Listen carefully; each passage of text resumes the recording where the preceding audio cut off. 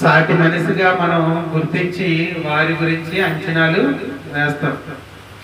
కానీ దేవునికి ఉన్న లక్షణాల్లో మొదటిది, ఆయన నిన్న నేడు రేపు ఒకే రీతిగా ఉండే దేవుడను అని చెప్తున్నాడు.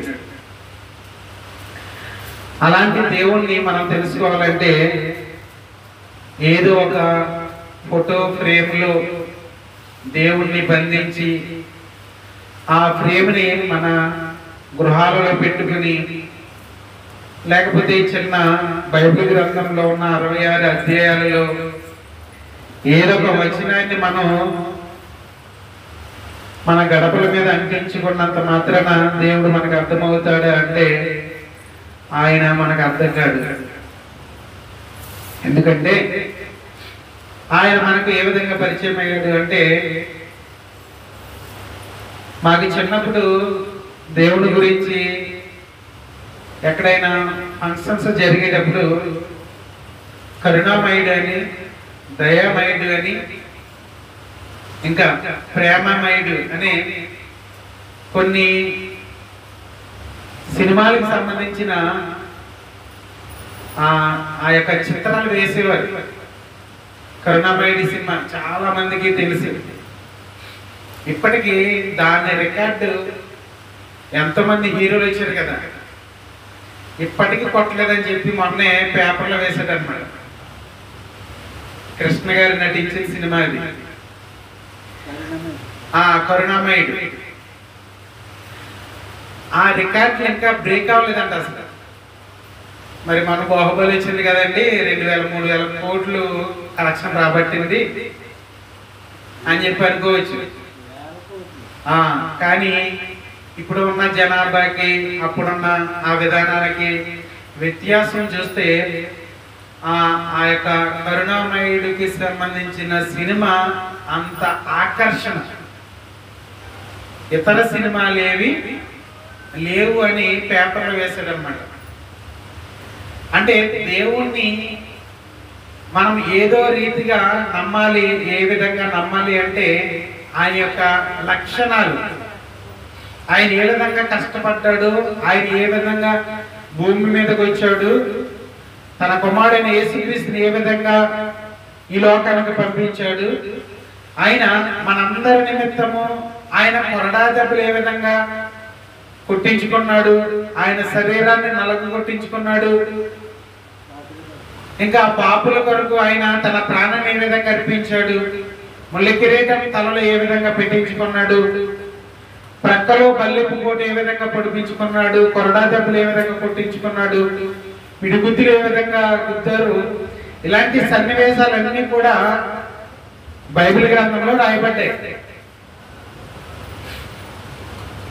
యేసుక్రీస్తు గురించి చాలా మంది తక్కువ చేసి మాట్లాడుతున్నారు. వాళ్ళు మాట్లాడినంత మాత్రాన యేసుక్రీస్తు తక్కువ వాడైపోడు. ఏనుగు గురించి అంట ఒక గుడ్డువాడు, ఒక కుంటివాడు, క్షమించారు, ఒక గుడ్డోలు, కొంతమంది 5 గుడ్లు వాళ్ళు ఏనుగుని ఏ విధంగా వాళ్ళు వర్ణించారు అంటే మనకు తెలుసు. ఏనుగు దగ్గరికి వెళ్ళారంట, 5 గుడ్డోళ్ళు, ఒరే ఏనుగు అంటే ఏనుగారా బాబు, అందులో ఆ చెవులేమో చాటల్లో ఉంటాయి, చాట్లు బియ్యం విసిరి చాట్లు ఉన్నాయి కదా, అలా ఉంటాయి. కాళ్ళు ఏమో స్తంభాల్లో ఉంటాయి. ఇంకా ఇలాగా దాని యొక్క నడుము భాగం కానీ పట్ట భాగం కానీ చూసి ఇదిగో పలానా గోడలా ఉంటాయి అని గురుటు వాళ్ళు వర్ణించారంట. గురుటు వాళ్ళు ఏంటి ఏనుగుని వర్ణించేటప్పుడు వాళ్ళకి ఏమైనా అర్థమవుతుందా? వాళ్ళ చూపు లేకపోయినప్పటికీ వాళ్ళు ఏ విధంగా వర్ణించగలరు? అలాగే దేవుని గురించిన వర్ణన, ఆయన గురించిన లక్షణాల గురించి చెప్పేటప్పుడు మనం కూడా ఎలాంటి వారం అంటే గుడ్డివారిగానే. ఒకడేమో దేవుని గురించి చెప్పరా అంటే దేవుడు ఎక్కడ ఉన్నాడని అడుగుతాడు. దేవుడి గురించి తెలుసుకోవడానికి దేవుడు లేడని ప్రపంచానికి చాటే వాళ్ళు ఎక్కువ మంది ఉన్నారు. ఒక వస్తువు ఒక గదిలో లేదు అని చెప్పాలి అంటే ఆ గది అంతా వెతికితేనే గాని ఆ వస్తువు లేదని చెప్పలేం మనం కదా. పలానా ఆ డబ్బా గాని పలానా లేకపోతే ఏదైనా వస్తువు మన గదిలో ఇదిగో పలానాది లేదు అని చెప్పాలంటే అలా గుమ్మం దగ్గరికి వెళ్ళి వచ్చి చూసి లేదు అని చెప్పేస్తామా? చెప్పలేం. అంతా వెతకాలి. అంతా వెతికి అప్పుడు కనబడకపోతే అప్పుడు నిర్ధారించుకుని వచ్చి నీవు ఏమని చెప్పాలి? ఆ వస్తువు లేదు అని చెప్పాలి. దేవుడు చెప్పాడు, నన్ను గురించి తెలుసుకోవాలంటే ముందు ప్రకృతిని చూడాలని చెప్పాడు. రోమిలికి రాసిన పత్రిక 1వ అధ్యాయంలో మనం చదివాం కదా, 19వ వచనంలో చదవండి ఆ మాట మళ్ళీ. ఆ మాట మళ్ళీ మనం చదివితే మనకు అక్కడ అర్థమవుతుంది. రోమిలికి రాసిన పత్రిక 1వ అధ్యాయము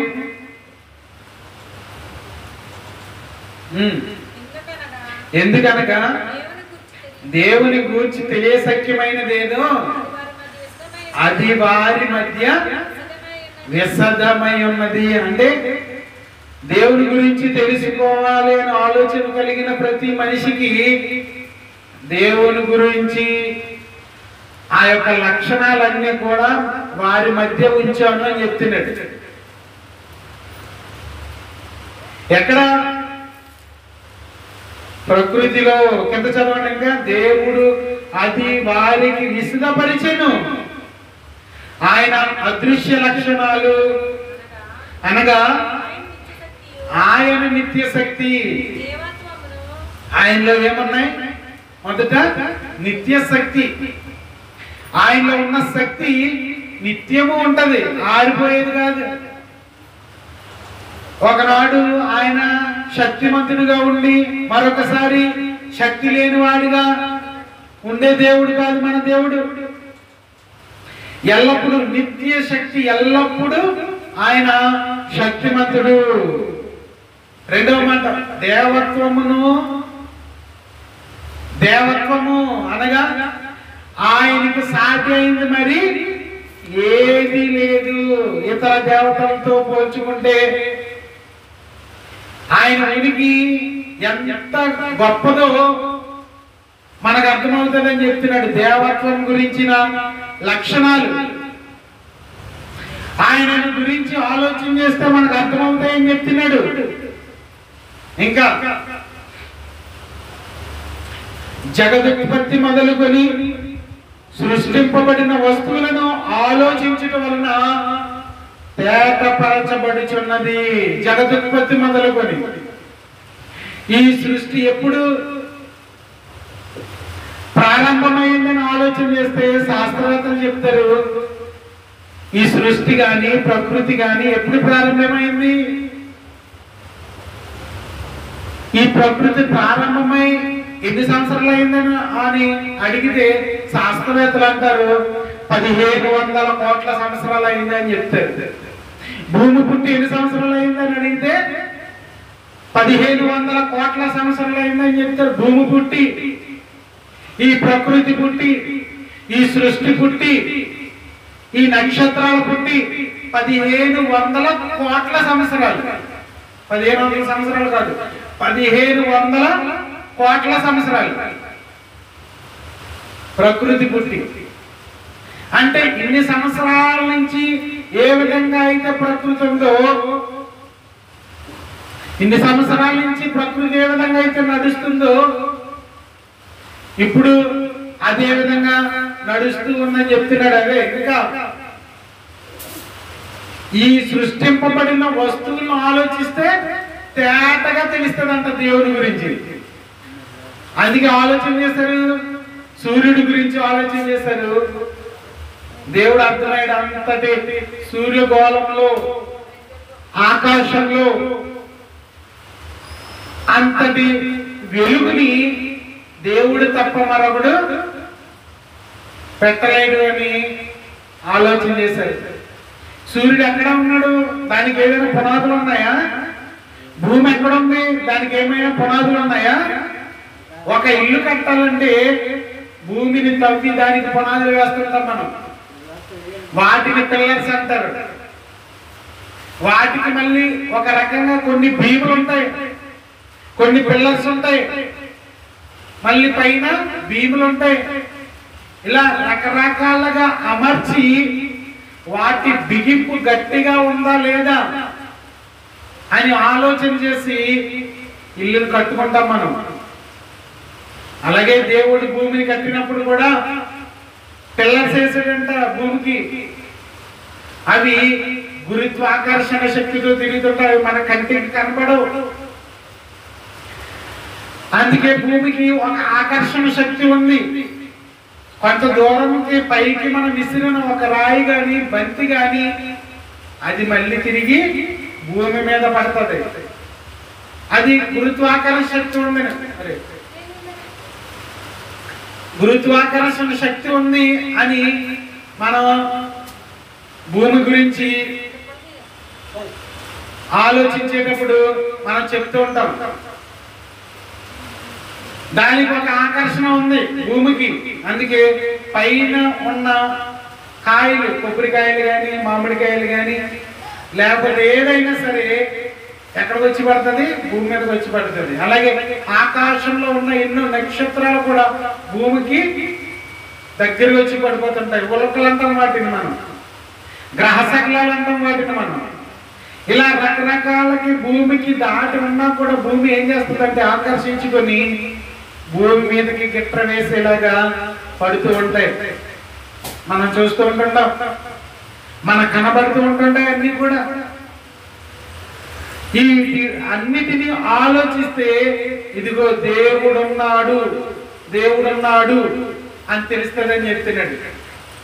దేవుడున్నాడు. సూర్యుడి గురించి ఆలోచించండి, దేవుడు ఉన్నాడని తెలుస్తుంది. చంద్రుడి గురించి ఆలోచించండి, దేవుడు ఉన్నాడని తెలుస్తుంది. భూమిని ఆలోచించండి, ఎందుకంటే భూమిని ఆలోచిస్తే సుమారు 1,20,000 కిలోమీటర్ల వేగంతో భూమి తిరుగుతుంది. ఎవరు తిప్పగలరు దీన్ని? ఒక బస్సు డ్రైవర్ లేకుండా వెళ్తుందంటే రాబోయే రోజుల్లో డ్రైవర్ లేని బస్సుల్ని కనిపెడుతున్నారు. అది ఎలా తిరుగుతుంది అంటే ఒక శక్తిగా,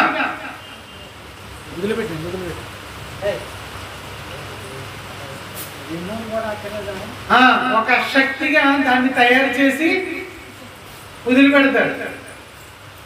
ఇప్పటికి ఎన్నో కంపెనీలు ఇలాగా ఎన్నో కంపెనీలు డ్రైవర్ లేకుండా, అలాగే ట్రైన్లు డ్రైవర్ లేకుండా పరిగెట్టే ట్రైన్లు కూడా అంటే సెన్సార్ తోటి. ఒకప్పుడు ఎవరైనా పెద్దవాళ్ళు వస్తుంటే దగ్గరుండి డోర్ తీసి లోపలికి పంపించేవారు కదా, డోర్ తీసి. సూపర్ మార్కెట్లో ఉన్నాయండి కొన్ని సూపర్ మార్కెట్లు. వాటి దగ్గరికి ఇలా వెళ్తుంటే సెన్సార్ ద్వారా ఆ డోర్లు తెలుసుకొని మళ్ళీ వాటికి అవే క్లోజ్ అయిపోతాయి. చూసారు కదా, ఇప్పుడు వచ్చినాయి, సిటీలో వచ్చినాయి, మనకు కూడా వచ్చినాయి. మనం కూడా పెట్టించుకోవచ్చు. ఇలా మనం వెళ్ళేటప్పటికి సెన్సార్ ద్వారా ఓపెన్ అవుతాయి. అలాగే లైట్, అలాగే ప్రతిదీ. ఇంకా ఎవరు వాటిని ఆపరేట్ చేయడం అవసరం లేదు. సెన్సార్ అన్నారు దాన్ని. సెన్సార్ అంటే ఒక శక్తి. మరి నువ్వు తయారు చేసుకున్న వాటికి ఒక శక్తినిచ్చి వాటికి అవి నడిచే విధంగా నువ్వు తయారు చేసుకుంటే, నిన్ను తయారు చేసిన దేవుడు, నిన్ను తయారు చేసిన నీ మెదడులోనే ఆ ఆలోచన ఉంటే ఆ మెదడుని తయారు చేసిన దేవుడికి ఇంకా ఇక్కడ ఎన్ని ఆలోచనలు ఉండాలి, ఎంత గొప్ప ఆలోచన ఉండాలి. అందువల్ల ఈ భూమిని ఒకసారి తిప్పాడంటే అది అలా తిరుగుతూ అంతే గంటకి 1,20,000 కిలోమీటర్లు, కనీసం ఇంకో కిలోమీటర్ ఎక్కువ తిరుగుతామని అనుకోలేదు. సూర్యుడు తిరుగుతున్నాడు, చంద్రుడు తిరుగుతున్నాడు, భూమి తిరుగుతుంది, నక్షత్రాలు తిరుగుతున్నాయి. ఆయన తిప్పుతున్నాడు, తిరిగే వాటిగా ఉంచాడు వాటిని. పడుకున్నప్పుడు కూడా ఇంకా లైట్లు వేసుకోవడానికి మళ్ళీ వేసి మనం వెళ్ళి స్విచ్ వేసుకునే పరిస్థితి లేదు, వెళ్ళి రిమోట్లో వచ్చేసి, లేదా ఇలా చప్పర్లు పడితే సౌండ్ చేస్తే లైట్లు వెళ్ళిపోతాయండి, సౌండ్ చేస్తే ఫ్యాన్ ఆగిపోద్ది, సౌండ్ చేస్తే ఫ్యాన్ తిరుగుతుంది. ఇలా ఎంత టెక్నాలజీ పెరుగుతూ ఉంది. ఇలా టెక్నాలజీ పెరుగుతూ ఉన్న క్రమంలో దేవుని మీద విశ్వాసం పెరుగుతుందా తగ్గుతుందా? టెక్నాలజీ పెరుగుతూ ఉన్నప్పుడు దేవుని మీద ఉన్న విశ్వాసం పెరగాలి. కానీ టెక్నాలజీ పెరిగే కొద్ది ఇక దేవుడు ఎక్కడున్నాడు, దేవుడు లేడు అనేవారు ఎక్కువైపోయారు. దేవుడు లేడనే వాళ్ళు ఎక్కువైపోయారు. మనిషిని నడిపిస్తున్నది దేవుడు అన్న సంగతి మర్చిపోయాడు, మర్చిపోతున్నాడు ఈ రోజుకి. అందుకే పుట్టిన ప్రతి మనిషికి తెలియచెప్పాలని దేవుడు కోరుకున్నాడు ద్వితీయోపదేశకాండంలో. కాబట్టి చెప్తున్నాడు, ఆయన గురించి తెలియశక్యమైనది లేదు. ఆయన సృష్టింపబడిన వస్తువులను ఆలోచించడం వలన తేటపడుచున్నది కనుక వారు నిరత్తరులై ఉన్నారు. ప్రభువా, ఇదిగో ఇది మా కొరకు సృజించావు, భూమిని మా కొరకు సృజించావు, చంద్రుని మా కొరకు సృజించావు, ఈ చెట్లు మా కొరకు సృజించావు, గాలి మనం పీల్చుకుని గాలి మా కోసం సృజించావని ఏనాడైనా దేవునికి కృతజ్ఞతాస్తుతులు చెల్లించామా? లేదు. ఆయనకు కృతజ్ఞతాస్తుతులు చెల్లించకపోగా మళ్ళీ తిరిగి ఆయనను ప్రక్కన పెట్టి ప్రకృతిలో ఉన్న వాటిని పూజించడం మొదలు పెట్టారు. దేవుని కోపం రాదా? అప్పుడప్పుడు భార్య భర్తలంట భార్య వండిన కూరని పొగడటం మానేసి భార్య వండిన కూర బాగుందని చెప్తే ఏం పోయింది? ఏం పోతే పళ్ళు రాలిపోతాయా? ఏం రాలిపోవు కదా. భార్య వండిన కూర బాగుందంటే చక్కగా ఎంతో కష్టపడి ఉండింది. పక్కింటి వాళ్ళు వండిన కూర బాగుందంటే ఎలా ఉంటుంది? సేమ్ అదే సిచ్యువేషన్ అన్నమాట.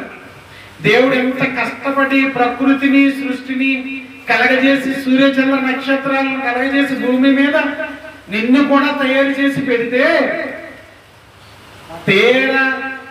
తయారు చేసిన వాడిని ప్రక్కన పెట్టేసి ఆ పక్కన ఉన్నాడు ఎవడు బాగుందంటే ఎలా ఉంటది? అలాగే ఉంది ప్రస్తుత పరిస్థితి. కలగజేసిన వాడు ఒకడైపోయాడు, కలిగించిన వాడు ఒకడైపోయాడు. ఆయనకి చెందాలి మన మహిమలు, ఆయనకి చెందాలి మన స్తుతి యాగాలు, ఆయనకి చెందాలి మనం చేసే కృతజ్ఞత ప్రార్థనలు.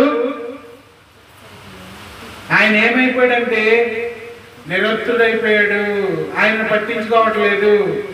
కానీ ఎవడు హైలైట్ అయిపోయాడు? ప్రక్కన ఇంకొక ఆయన ఉన్నాడు. ఎవడు అంటే అపవాది. నేనే చేశాను అన్నట్టుగా కనబడుతున్నాడు, నేనే గొప్ప అన్నట్టుగా కనబడుతున్నాడు. మీకు అర్థమైందా? నేనే చేశాను అన్నట్టుగా కనబడతాడు కానీ అడేం చేయడు, పాడు చేయడానికి చూస్తాడు. నేనే చేస్తున్నాను అన్నట్టుగా కనబడతాడు కానీ చేయడు. కానీ తీరా మనకు తెలిసేటప్పటికి మన పాప ఊబిలోనికి వెళ్ళిపోయి కనబడతాడు. ఉదాహరణకి మీకు చెప్తున్నాను, అపవాది గురించి. హవ్వ ఆ సందర్భంలో మీకు బాగా తెలుసు. హవ్వను ఏమని మోసపురిచాడు? నీవు దేవతల వలె. చదవండి మాట మీకు బాగా, అక్కడ మనకు బాగా అర్థమవుతాయి. దేవుని గురించిన విషయాలు మనకు బాగా అర్థమవుతాయి. ఆదికాండ గ్రంథము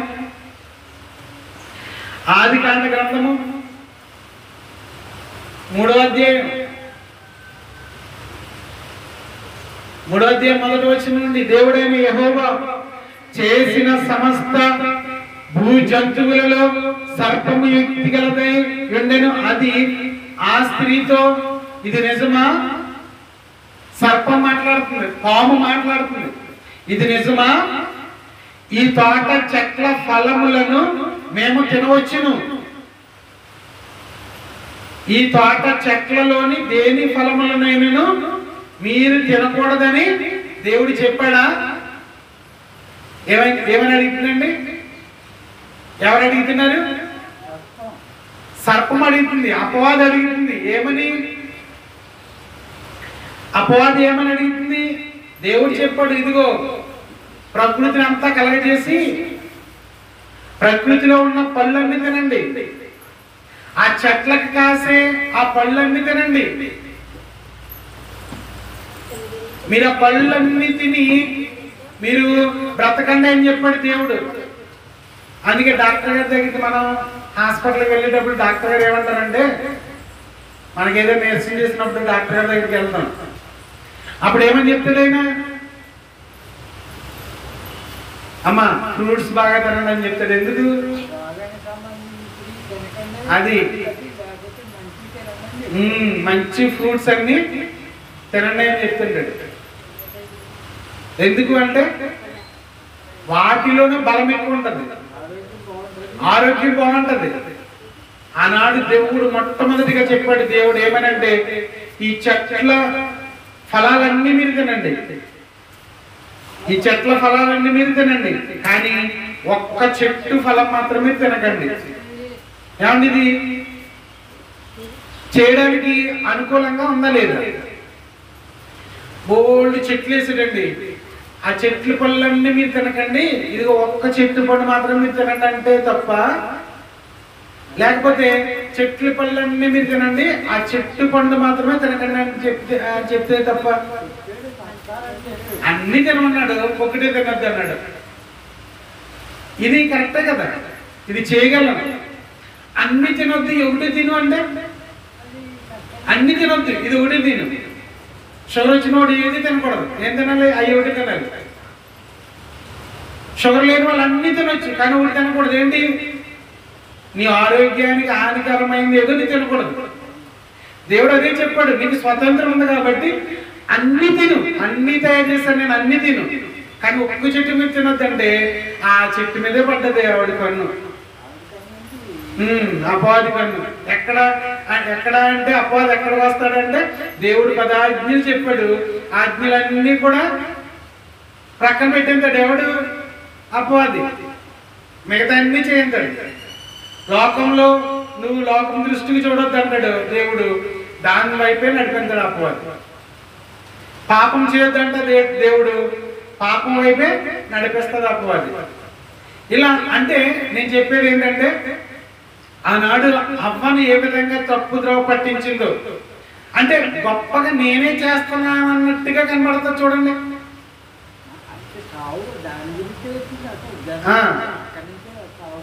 అవ్వతోటి ఏమని చెప్పింది? ఈ చెట్ల ఫలాలన్నీ కూడా తినకూడదా? తినకూడదా అంటే తినొచ్చు, కానీ ఆ చెట్టు ఫలం మాత్రమే తినకూడదు. ఎందుకు తినకూడదు అంటే అది మంచి చెడ్డలు తెలివినిచ్చు వృక్షం. దేవుడు చెప్పాడు, నువ్వు అది తినమనా చచ్చిపోదు అంటే. ఏ విధంగా చచ్చిపోతావు అంటే దేవుడు చెప్పలేదండి, చచ్చిపోతావు. అది ఆత్మీయంగానా శారీరకంగానా అంటే ఆత్మీయంగా చనిపోయాడు, శారీరకంగా భూమి మీద నివసించాడు.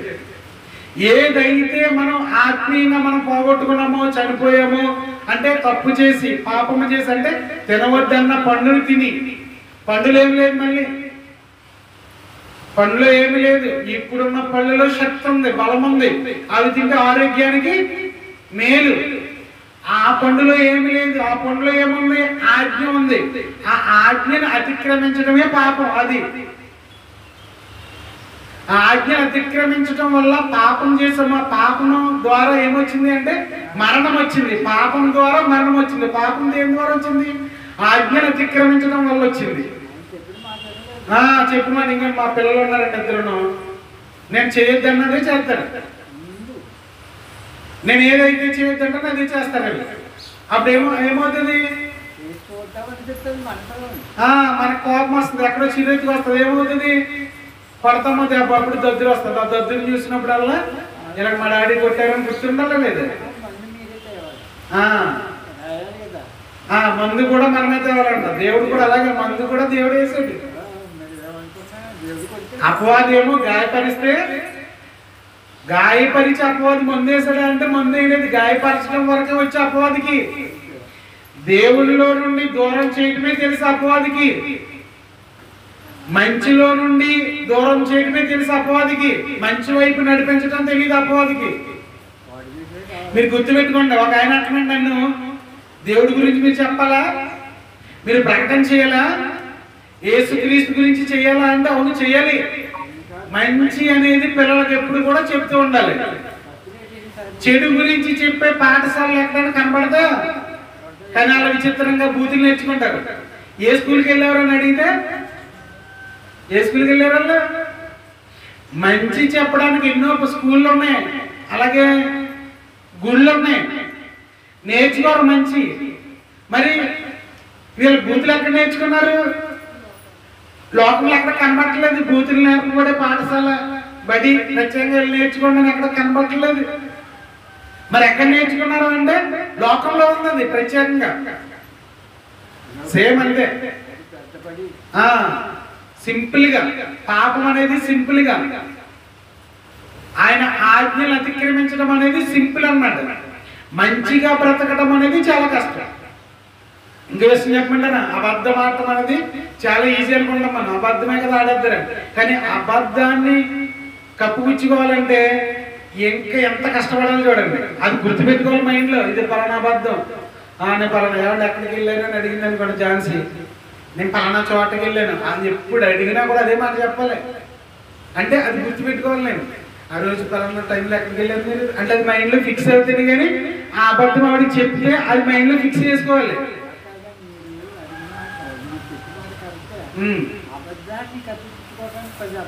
మళ్ళీ 10 అబద్ధాలు ఆడాలి. చూసారా,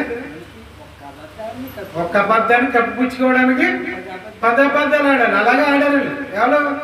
ఆదామవ్వ. ఏం చేసావయ్యా అని దేవుడు అడిగితే, పండు తినేసాను ప్రభువా, తప్పు అయిపోయింది, నన్ను క్షమించు అంటే వేరేలా ఉంటాను. అవేమన్నది, అవేమో పాము మీద వేస్తుంది. బాగా ఏంటి దాని ఏమంటారు, నింద. ఆదాము గారేమో నువ్వు చేసావు కదా, ఇది నా పక్కలో బల్లె. ఆదాము గారేమో హవ్వ వేశాడు, హవ్వేమో సర్పం మీద వేసింది. సర్పం పని ఏంటి? దాని పని అదే. అపవాది పని ఏంటంటే దాని పని అదే. మీకు అర్థమైందా? దాని పని ఏంటంటే పాడు చేయటం అన్నమాట. పిల్లల దగ్గర నుండి, విశ్వాసుల దగ్గర నుండి అందరినీ పాడు చేయటమే. దేవునికి మనకున్న సంబంధాన్ని తెంచేయటమే. అప్పుడు తెగిపోయిందండి దేవుడికి మనకు ఉన్న సంబంధం. మీరు తాడుల రూపంలో అనుకోండి, తాడు తెగిపోయింది.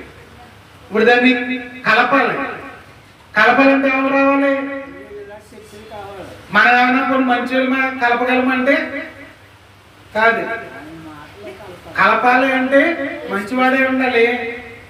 దేవుణ్ణి మనుషుల్ని మధ్యన కలిపేవాడు ఎలాంటి వాడే ఉండాలంటే పరిశుద్ధులై ఉండాలి. ఎందుకంటే దేవుడు పరిశుద్ధుడు. దేవుడు పరిశుద్ధుడు కాబట్టి పరిశుద్ధుడి మాట మాత్రమే దేవుడు అంటాడు. మన మాట ఎవరంటారు? యోహాను సువార్త చదువుతాం ఒక మాట. ఇది ఇలా పెట్టమని ఆదికాండంలోకి మళ్ళీ వద్దాం. యోహాను సువార్త 5:18 చదవండి ఒక మాట. యోహాను సువార్త 5:18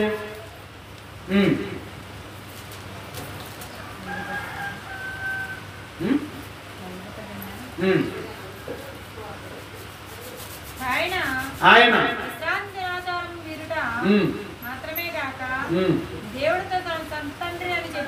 ఆయన సొంత తండ్రి అని చెప్పి తన్ను దేవునితో సమానునిగా చేసుకొని గనుక ఇంది నిమిత్తమును యూదులు ఆయనని చంపవాలని మరీ ఎక్కువగా ప్రయత్నం చేస్తున్నారంటండి. చూసారా, అక్కడ మీకు ఒక మాట కనపడుతుంది. ఆయన అంట ఏం చేసుకున్నాడంట? ఆయన ఏం చేసుకున్నాడంట? దేవుణ్ణి సొంతంగా నా తండ్రి అని చెప్పుకున్నాడంట. దేవుణ్ణి నా తండ్రి అని చెప్పుకున్నాడంట. నా తండ్రి అని చెప్పుకుంటే, దేవుణ్ణి నా తండ్రి అని చెప్పుకుంటే ఏమైంది? ప్రక్కలకి బాధ వచ్చేసింది. ప్రక్కలకి బాధ వచ్చేసింది. మా తండ్రి అని చెప్పుకోవడం వల్ల ప్రక్క వాళ్ళకి బాధ వచ్చేసి ఏమైందంటే ఆయన మీద ఇంకా కోపం పెట్టేసుకున్నారండి. చూసారా, ఆయన మీద ఇంకా కోపం పెంచేసుకున్నారు.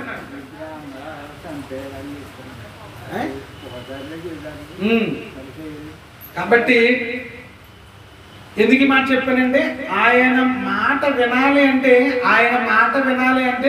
దేవుడు మన మాట వినాలి అంటే, మనం చేసే ప్రార్థన దేవుడు ఆలకించాలి అంటే మనం ఏం చేయాలి? మనం పరిశుద్ధంగా ఉండాలి. ఆయన మాట అందుకే అంటాడు మత్తయి సువార్త 7:21. మత్తయి సువార్త 7:21.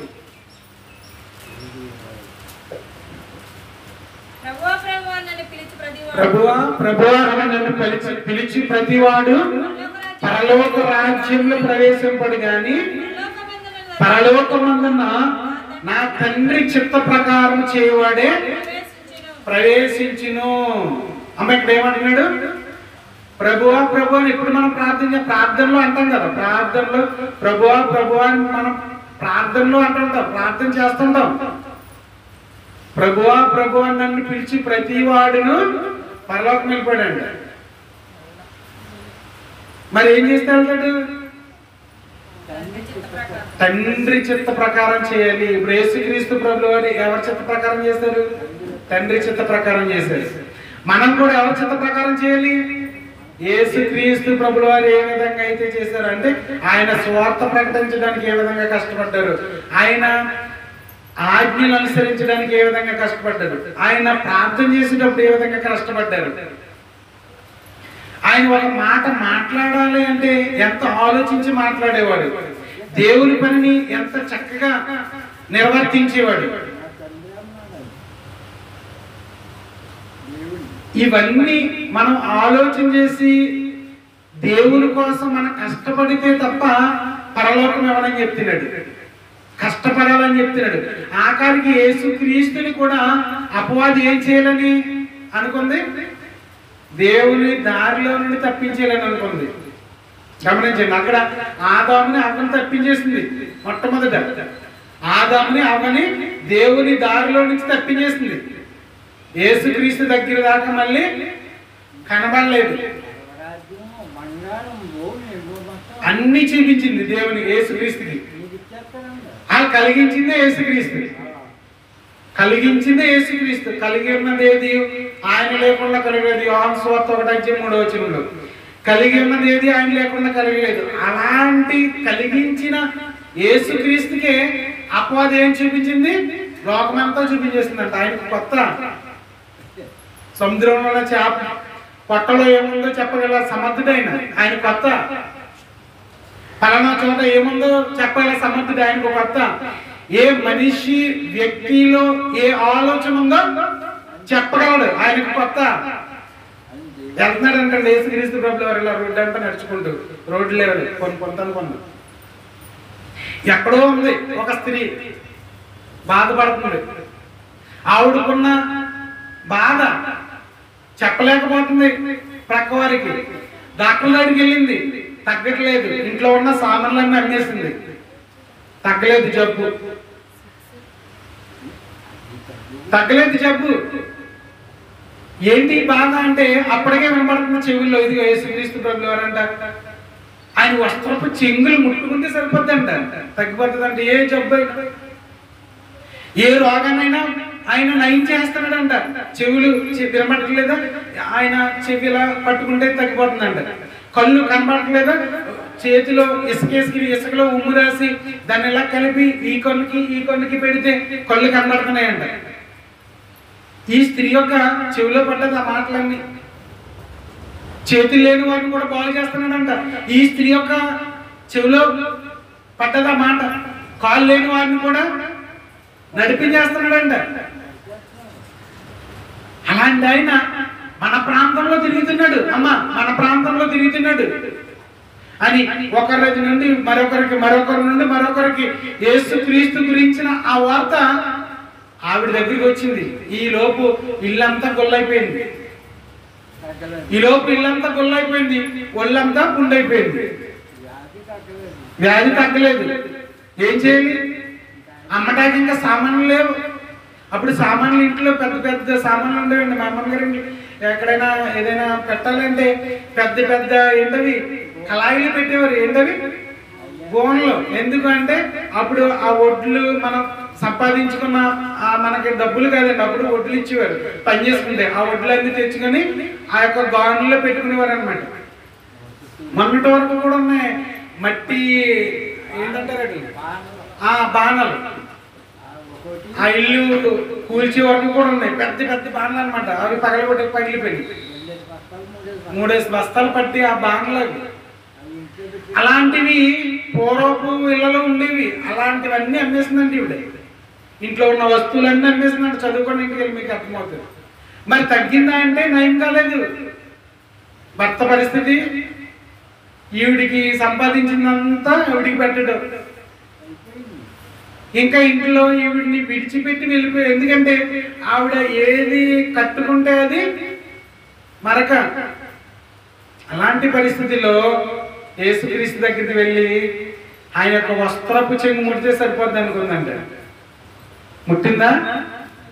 భయపడుతూ ఎందుకు అంటే ఈవిడ లోకంలో ఉండిపోయింది. ఈవిడ ఒక భయానికి బెదిరిపోయింది. జనాల్లో యేసుక్రీస్తు వెళ్తుంటే ఎంతో మంది. కాబట్టి ఈవిడ నడవలేనటువంటి స్థితిలో పాపుకుంటూ దేకుకుంటూ యేసుక్రీస్తు ఉన్న చోటుకు వెళ్ళి అనేక మంది ఆయన మీద చేతులు వేస్తుంటే ఈవిడు కూడా వెళ్ళి ఆయన మీద చేయలేదండి. ఆయన వస్త్రపు చెంగు ముట్టుకుందంట. అప్పుడు వస్త్రాలు అంటే ఏ విధంగా ఉండేవంటే పంచెలు కట్టుకునేవారు కదా.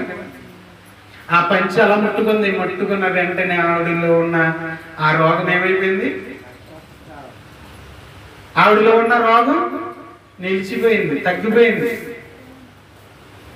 ఏంటి? ఆయన వస్త్రపు చెంగులో అంత మహిమ ఉందా అంటే దేవునిలో ఉన్న మహిమ అది రుచి చూస్తే కానీ తెలియదని చెప్పాడు పేతురు.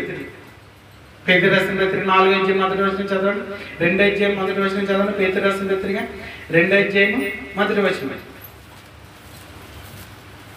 పేతురు రాసిన పత్రిక 2వ అధ్యాయము 1వ అధ్యాయమా అదే 1 పేతురు 2వ అధ్యాయము 1వ వచనం. ప్రభు దయాళుడని ఆయనను రుచి చూచి ఉన్న ఎడల. అమ్మ రుచి చూచి ఉన్న ఎడల. రుచి ఎప్పుడు చూస్తామమ్మా? చేపల రుచి మనకు తెలుసు కదా అమ్మా. చేపల రుచి పులస ఏ విధంగా ఉంటుందో రుచి చూసారా? రుచి చూడలేదు. పులసతో భోజనం పెట్టాం కదా ఒకరోజు, రుచి చూడలేదంటారా? పులస ఏ విధంగా ఉంటుందో రుచి చూసారు. చేపల్లో ఉన్న రకాలు ఆ యొక్క రుచిని ఏ విధంగా ఉంటాయో మనకు తెలుసు కదమ్మా. రొయ్యలకున్న ఆ యొక్క రుచి వేరు కదా, చికెన్ కొన్న ఆ రుచి వేరు కదా. చికెన్ కొన్న రుచికి మటన్ కొన్న రుచి వస్తుందా? మటన్ కొన్న టేస్ట్ చికెన్ వస్తుందా? రాదు. దేని రుచి దాని ఎంతనా. ఎందుకు ఈ మాటలు చెప్తున్నానంటే దేవునికి కూడా ఒక రుచి ఉందంట. తెలుసా మీకు? రుచి ఉంటే మనం ఏ విధంగా తినాలి? ఏ విధంగా తినాలి? ఒక ఆయన ఉన్నాడంట, బాగా ధనవంతుడు అనమాట. ఆయనకి భార్య పిల్లలు ఎవరో లేరు. ఆయన వంట వండుకోవడానికి బద్ధకం. ఆయన దగ్గర గేటు కాపలాగా ఒక ఫ్యామిలీ ఉంది. ఆ ఫ్యామిలీ రోజును చికెన్ వండుకున్నా, మటన్ వండుకున్నా, లేకపోతే చేపలు వండుకున్నా, ఆ వండుకున్నప్పుడు వచ్చే వాసన పీల్చడానికి గోడ అవతల ఉండి కుర్చీ వేసుకుని పీల్చుకుంటాడంట. నాకు లాగా అర్థమైందా? అక్కడ ఆ యొక్క ఎవరు గేట్ మ్యాన్ అంటాం కదా, వాళ్ళు వండుకునే ఆ వంట, ఆ యొక్క రుచి, ఆ వాసన అది పీల్చి అతను పట్టు నింపేసుకుంటున్నాడు. అది పీల్చి ఆ గేట్ అవతలేమో అలా వండుతున్నారు, గేట్ అవతలేమో కుర్చీ వేసి కూర్చుని ఆ వండినంతసేపు గుమ్మగుమ్మలన్నీ కూడా పీల్చుకుని వెళ్ళిపోయాడు అనమాట. అప్పుడు ఈయన అడిగాడంట, ఎవరు గేటు కాపలాదారుడు ఏమని అడిగాడంటే, అయ్యారు మీ కూర వండుకుంటున్నప్పుడు ఆ కూర వాసన చూసి మీరు పీల్చుకుని మీరు తృప్తి పొందుతున్నారు కదా, మాకు కనీసం కూర వండుకోవడానికి కనీసం 1000 రూపాయలు ఇవ్వండి, లేకపోతే 100 రూపాయలు ఇవ్వండి అని అడిగాడండి. అని అడిగితే, అంటే 100 రూపాయలు 1000 రూపాయలు శాలరీ పెంచండి అని అడిగాడండి. అప్పుడు అడిగితే ఆయన అన్నాడంట, తెలివైనట్టు కదా మరి, ఆయన అన్నాడంటే, నిజమే నీకు నెలకి 5000 రూపాయలు నేను పెంచుతాను అన్నాడండి. ఈయన వెంటనే సంబరపడిపోయి చాలా ఆనందపడిపోయి అలా మిస్సెస్ గారికి వెళ్ళి, మళ్ళీ మన యజమాని 5000 రూపాయలు పెంచుతాను అన్నాడు అని సంబరపడిపోయి ఆ నెలంతా చూసి ఆ నెల తర్వాత వెళ్ళి 31వ తారీఖున వెళ్ళి, ఏమంటే 5000 పెంచుతాను అన్నారు కదా, ఏదంటే నాకు మామూలు శాలరీ ఇచ్చారు ఏంటని అడిగితే, ఒరే నేను పెంచుతానన్న అప్పుడు నీ ఆనందం వేరేగా ఉంది, ఆ ఆనందం పెంచడానికే నేను ఆ మాట అన్నాను, కాబట్టి నువ్వు ఆనందపడ్డావు లేదా, ఆనందపడ్డావు కాబట్టి నీకు డబ్బులు. ఎందుకంటే నువ్వు వండుకుని ఆ కూర వాసన చూసి నేను ఆనందపడుతున్నాను అంతే, కాబట్టి నీవు కూడా నేను పెంచుతాను అని అన్నందుకు నువ్వు ఆనందపడ్డావు, దానికి తిరిగి చెల్లని చెప్పాడండి. చూసారా, అంటే రుచి ఎంత, రుచి ఏ విధంగా దాన్ని ఏ విధంగా మలుస్తుందో చూసారా. అంటే ఆ ఆనందం వేరు. ఆ యొక్క రుచి చూచి ఒక ఆయన యాజకత్వం పోగొట్టుకున్నాడు. ఎవరైనా యాకోబు గారు కూర వండారంట. యాకోబు కూర వండితే యాసవ్ అలసిపోయి ఇంటికి వచ్చి వేటలో ఏమి దొరక్క కూర్చుని ఉంటే యాసవ్ వండే వంటకము వాసన వస్తుంది. తీరా పోయి చూస్తే అది చిక్కుడికాయ కూర. ఆ వాసన వచ్చినప్పుడు గుమ్మలు ఆడేస్తుంది కదా, ఒరు బాబు తమ్ముడు నాకు కొంచెం కూర పెట్టరా అంటే, నీ జ్యేష్ఠత్వం నాకు ఇచ్చే అన్నాడంట. జ్యేష్ఠత్వం అంటే అప్పుడు ఏంటి, ప్రథమ ఫలం. జ్యేష్ఠత్వం అంటే ప్రథమ ఫలం. అంటే అప్పుడప్పుడు ఇప్పటికీ కూడా చూడండి, అన్నదమ్ములు ఉన్నారనుకోండి, పెద్దోడు ఆట వేరే ఉంటుంది. ఎందువల్ల పెద్దోడే చూడాలి, తల్లిదండ్రులను చూసినా లేకపోతే మిగతా తమ్ముళ్ళని చూసినా కూడా పెద్దోడే చూడాలి. పెద్దోడు పెళ్ళి చేసుకోకపోయినా పర్లేదు, కానీ తమ్ముళ్ళకి మాత్రం పెళ్లి చేస్తాడు. పెద్దవాడు ఒకవేళ పిల్లల్ని కనకపోయినా కానీ తమ్ముళ్ళని కూడా వాళ్ళ పిల్లలను పెంచుతాడు. అందుకు జ్యేష్ఠత్వపు హక్కు అనేది ఒకటి దేవుడు పెట్టాడు అనమాట. దాన్ని ఏం చేస్తాడంటే యాకోబు దొంగలిస్తాడు. ఎలాగా కూర ఇచ్చి. అలాగే భూమి కూడా, భూమి పంపకాల్లో కూడా ఒక వాట ఎక్కువగా ఉంటుంది, పెద్దవాళ్ళకి ఎక్స్ట్రా ఉండేది. అలా దేన్ని బట్టి అంటే, ఇదిగో ఈ వంటకం ద్వారా అతను ఏం కోల్పోయాడు, జ్యేష్ఠత్వాన్ని కోల్పోయాడు. అలాగే దేవుడు చెప్తున్నాడు, దేవుడికున్న వాసన అవుతుందంట. ఈ వాసన మీద పసిగడితే అపవాది నుండి మనం తప్పించుకుంటాం. లేదా అదే వాసన అపవాది దగ్గర కూడా ఉంటది. మీకు అర్థమైందా? అదే వాసన అపవాది దగ్గర కూడా ఉంటది. అపవాది కూడా చక్కటి వాసన మీకు రప్పిస్తాడు. ఆనాడు అవ్వకు అదే రప్పించాడు. ఆ తర్వాత ఇదిగో యాసవుకి అలాగే రప్పించాడు. ఆ తర్వాత ఇంకా తప్పిపోయారుగా చాలా మంది, వాళ్ళందరికీ అలాగే రప్పించాడు అపవాది. మనకు కూడా వచ్చేసింది. కాబట్టి దేవుడు దయాళుడని అక్కడ చెప్తున్నాడు. దేవుడు దయాళుడని మీరు రుచి చూచి ఉన్న ఎడల సమస్తమైన దుష్టత్వమును, సమస్తమైన కపటమును, వేషధారణ, అసూయ, సమస్త దోషణ మాటలను మానేసేస్తారు అని చెప్తున్నాడు. చూసారా, ఆయనకున్న రుచిలో ఒక లక్షణం ఏంటంటే, ఆయనకున్న లక్షణాల్లో ఒక రుచి ఏంటంటే, ఇదిగో ఈ వేషధారణ, కపటము, దుష్టత్వము, అసూయ, ఇవన్నీనండి. ఎవరి అసూయ? ఎవరిది? దేవుందా? ఆ రుచి అంటే మీరు అనిపించారనుకో, వెంటనే ఎవరే బాబు ఈ ఫలానా అసూయపరుడు బాబు వీడని పక్కన పెట్టేస్తామండి. మీకు అర్థమైందా? అసూయపరుడు ఇవన్నీ ఎవరివి? అపవాదివి. అపవాదికి ఉన్న లక్షణాల్లో మనకి ఏదైనా ఒకవేళ మనలో కనబడితే దాని నుండి దూరం అయిపోవాలి.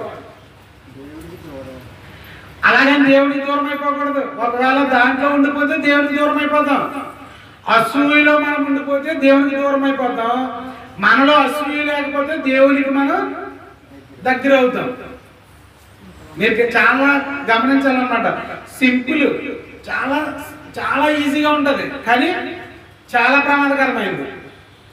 చాలా ఈజీ అనిపిస్తుంది, కానీ చివరికి అది ఎక్కడికి తీసుకెళ్తుంది అంటే నరకానికి తీసుకుపోతుంది. మనం నరకంలో పడిపోతుంది కానీ తెలియదు. మీకు అర్థమైందా? ఇక్కడ తెలియదండి. నరకానికి వెళ్ళి చనిపోద్దాం, చనిపోయిన మరుక్షణం ఎక్కడ ఉంటాం? ఆడెవడన్నాడంట నూనెలో ఉంటానండి. నూనె కాదు.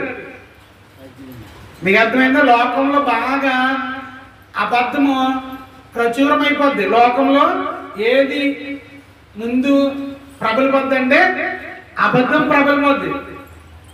అడెవడో అంటే సినిమాల్లో చూపించారు, యమ దొంగ సినిమా అని, లేకపోతే పాత సినిమాలు కొన్ని నరకం గురించి చెప్పేటప్పుడు ఈ నూనెలో వేపడం ఏంటి, కోడి నేపినట్టు.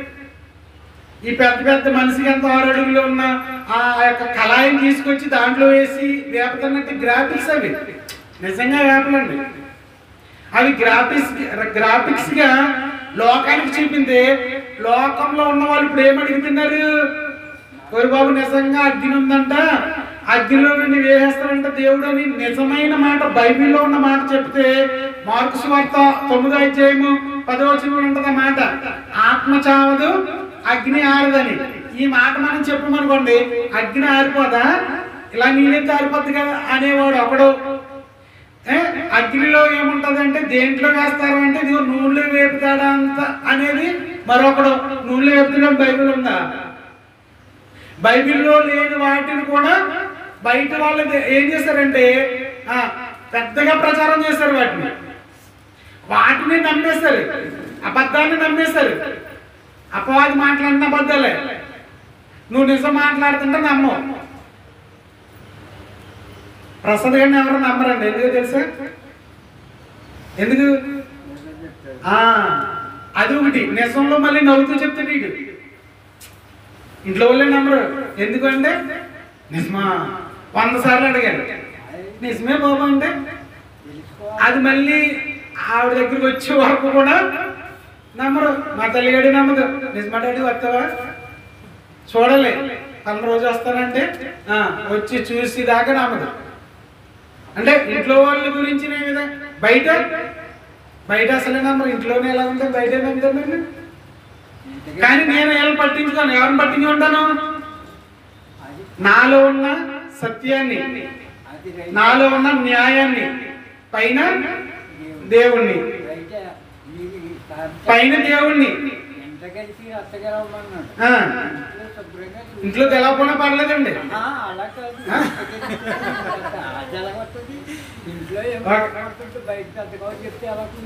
ఇంకంతే.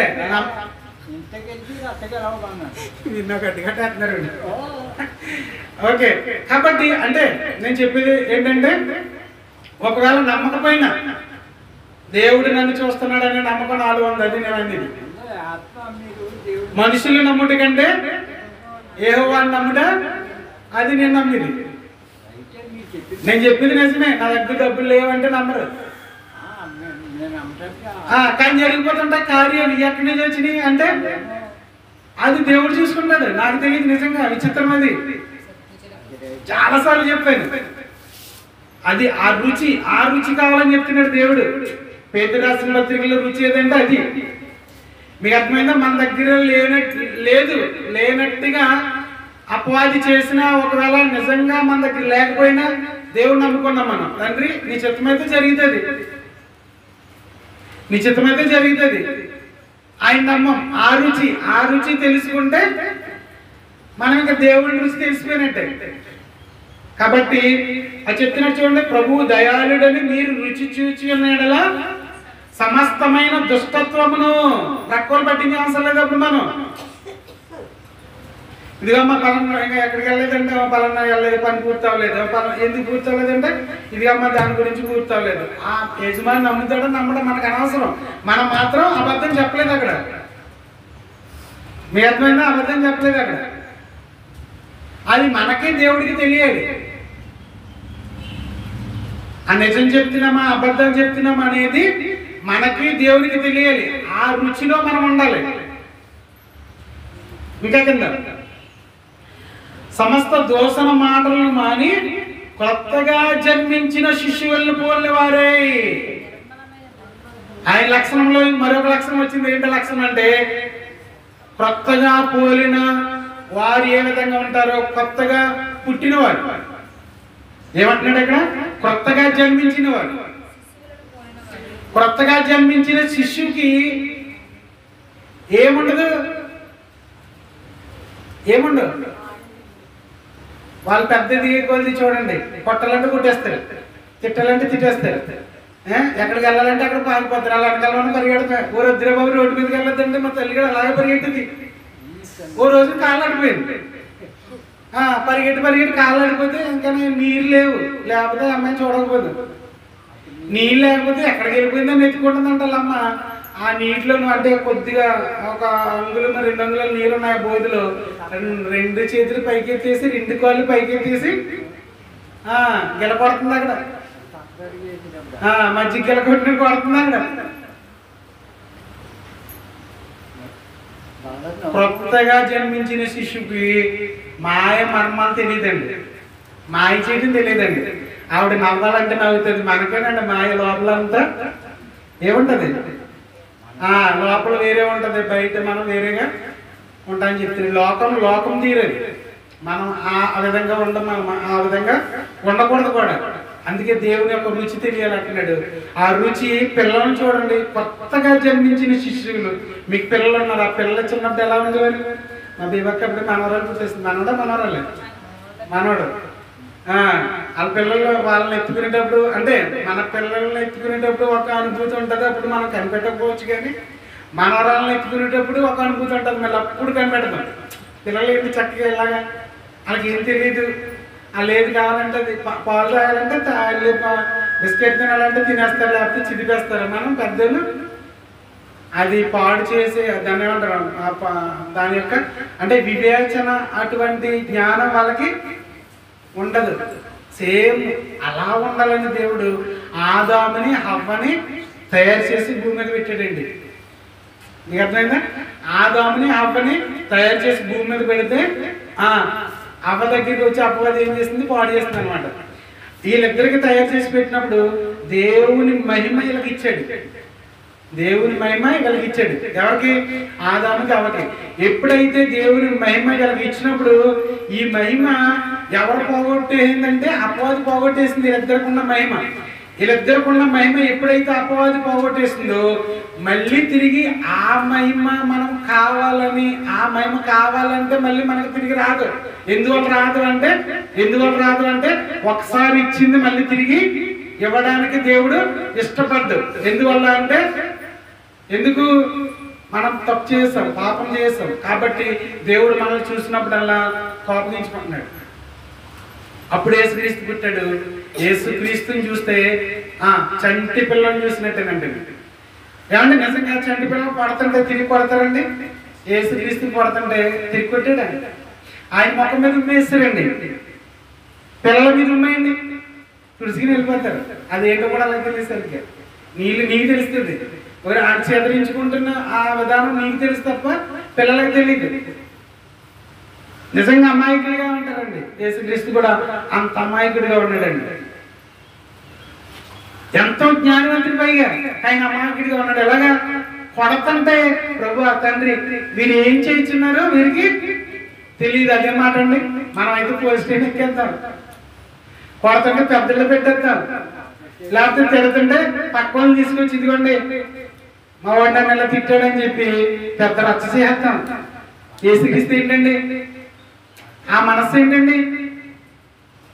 ఆ విధానం ఏంటండి? ఆ ప్రేమతత్వం ఏంటండి? అదండి. ఆ రుచి కావాలి మనకి. మనం ఏదో ప్రతి ఆదివారం వెళ్ళి వాక్యం విని వెళ్ళిపోవడం కాదు, కానీ ఆయనకున్న దయాగుణం. అదే పేతురు రాసిన పత్రిక 4వ అధ్యాయం 1వ వచనం చూడండి.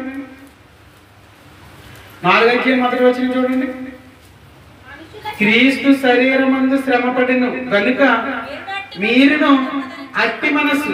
1 పేతురు రాసిన పత్రిక 4వ అధ్యాయము 1వ వచనం. క్రీస్తు శరీరం మీద శ్రమ పడ్డాడంట.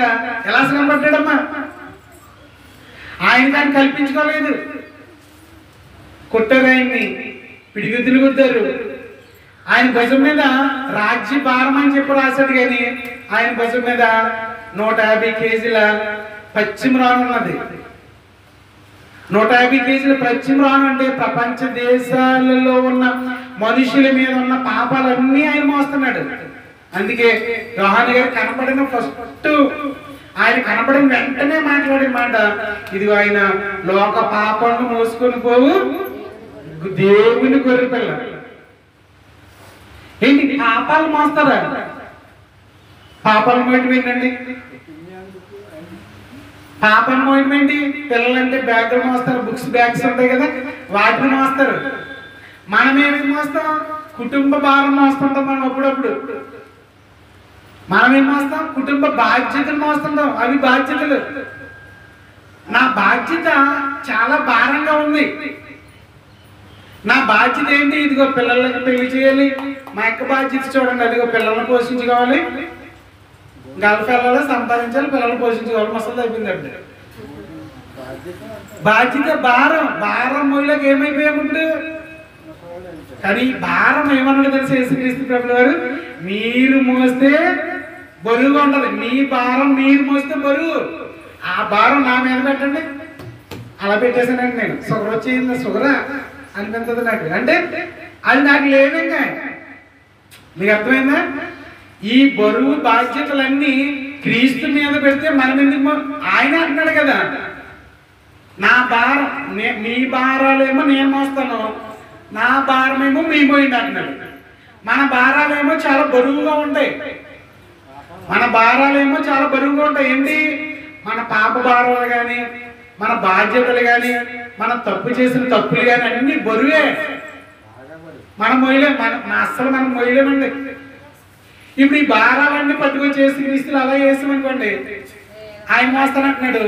మళ్ళీ మనం ఖాళీగా ఉండకూడదు. ఎందుకంటే ఖాళీ ఉండి అపవాదం వచ్చి ఆడు భారాలు వేస్తున్నది. మీకు అర్థమైందా? మనం ఖాళీగా ఉన్నాం మనకు, ఖాళీగా ఉంటే అపవాదం వచ్చి ఆడు భారాలన్నీ మన మీద వేస్తుంది. కాబట్టి మనం ఏం చేయాలంటే మన భారాలన్నీ యేసుక్రీస్తుకి వేసేసి, యేసుక్రీస్తుకు ఉన్న భారాలు చాలా సులువని అంట, చాలా తేలికని అంట. ఏంటది? ఇది ఇవే. ఆ ప్రేమతత్వం, ఆ దయ చూపడం, ఎవరైనా తిడుతుంటే వెళ్ళిపోవడం, ఎవరైనా కొడుతుంటే వెళ్ళిపోవడం. అప్పుడప్పుడు అంటారు కదా, దొంగపెద్ద మీద ఏంటది వర్షం కురిసినట్టు. సేమ్ సేమ్ డైరెక్ట్ గా చెప్తున్నాను, నిజమండి. సేమ్ అండి. అది తిట్టేసిన కొట్టేసిన అప్పుడప్పుడు చూడండి, కడిగి నీళ్ళు వేసేస్తుంటారు ఆడవాళ్ళు. బస్సు మీద వెళ్తుంటే చూస్తుంటారు, బియ్యం కడిగి నీళ్ళు ఉంటాయి కదా, ఎక్కడ వేయాలో తెలియక వెళ్ళి అంబుల మీద వేస్తుంటారండి. ఆ దున్నపూజ మీద వేస్తారు, లేకపోతే కుక్క మీద వేస్తారు, ఆ పిల్లల మీద వేస్తారు.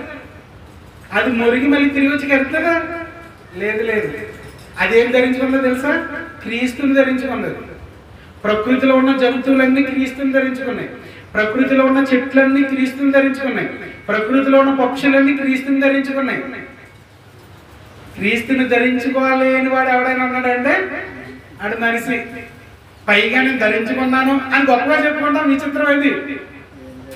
నీకు అర్థమైందా? పైగా అందుకంటాడు, మనుషుల ఎదుట మీ ప్రవర్తన కనపడవలనని మీరు ప్రార్థన చేయొద్దు, అలా మీరు నటించొద్దు. ఎందుకంటే దేవుడు మన ఆలోచనలు ఎరిగిన దేవుడు. అయినా మొన్నండి గోడపిల్ల ఒక ఆంబోతుని చూశాను అనమాట. వేడి వేడి గింజ ఎక్కడేమి తెలియక ఆంబోతు మీద వేసింది. వెనకాల అలా కాలిపోయింది అనమాట. మొత్తం చట్టంతా కాలిపోయింది. అప్పుడు వెళ్తుంటే అప్పుడు మా డాక్టర్ గారికి చెప్పి కొంచెం మేము మెడిసిన్ వేస్తే అది మన పురుషు ఎలా ఉందంటే, అప్పుడు సెలంకి చిన్న బెజ్జం పెట్టి దాన్ని అలా పిండితే దాని మీదకి వెళ్ళింది అనమాట. అది మాడిపోయింది, మొత్తం తగ్గిపోయింది. చూసారు ఏంటి పరిస్థితి అంటే? అది ఏం చేయలేదు. అది ఏం చేస్తుంది? సేమ్ అండి. మిమ్మల్ని తిట్టారా, కొట్టారా, బూత్ మాట అన్నారా, ప్రక్కలు మిమ్మల్ని నిందిస్తున్నారా, ప్రక్కలు మిమ్మల్ని చూసి అశ్చర్యపడుతున్నారా, డోంట్ కేర్. Don't care. ఎంతో మంది నిందించారు, డోంట్ కేర్. ఏంటండి ప్రసాద్ గారిని అలా తిడుతున్నాడు, ఎలా వెళ్ళిపోతున్నాడు అంటే ఆడు ప్రసాద్ గడి కాదు, ఎవరిని ధరించుకున్నాడు? క్రీస్తుని ధరించుకున్నాడు. ఎన్ని హేళనలు చేశారు, డోంట్ కేర్. ఎందుకంటే నాకు దేవుడికి తెలుసు, నేను ఎలా చూస్తానో, ఎవరిని ఏ విధంగా చక్క పెట్టుకుంటాను అన్ని దేవుడికి తెలుసు, డోంట్ కేర్. ఎవరి మీద వేసిన భారం అంటే దేవుడి మీద వేసాను, ఆయన లేపుకున్నాడు అంతే. అంటే ఆయనలో ఉన్న లక్షణాలు ఎవరిలో నుంచి రావాలి? ఆయనలో ఉన్న లక్షణాలు ఎవరిలో నుంచి రావాలి? ఆయనలో ఉన్న అదే చెప్తున్నాడు, అదే చదివించాను. క్రీస్తు శరీరమందు శ్రమపడిన కనుక అట్టి మనస్సును ఆయుధముగా మీరు ధరించుకోండి. ఆయన మీద ఉమ్మి వేస్తారంట, ఆయన మీద పిడికి తిరుగుతారంట, ఇంకా కొరడాలతో కొట్టేశారంట. అవన్నీ మనకు కూడా కనపడుతుంటాయి చూడండి అండి. ముళ్ళ కిరీటం పెట్టేశారు, రక్తం మూగు వచ్చేస్తుంది. అయిపోయింది బాబు, ఆయనకి అంత మనం అసలు ఆ రక్తం అలా కారిపోతుంది, కనీసం ఒక మాట కూడా రావట్లేదు అంటుంది ఆయన ఒకటంట. మళ్ళీ చిరునవ్వు ఒకటి, పైగా మళ్ళీ క్షమించమని వేడుకోవటం ఒకటి.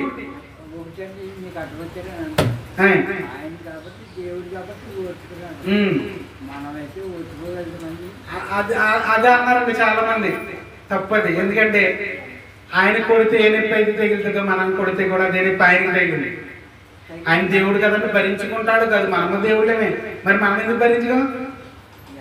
మనలో పరిశుద్ధాత్మ లేడా? మరి మనం భరించుకోవాలి కదా.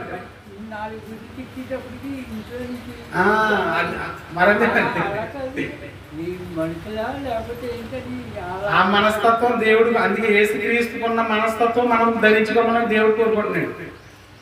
కాబట్టి అంటే మనం ఏమనుకుంటున్నామంటే మనం చేయలేమండి బాబు, అంటే మనం చేయలేమండి బాబు అంటే మనం చేయడానికే కదా.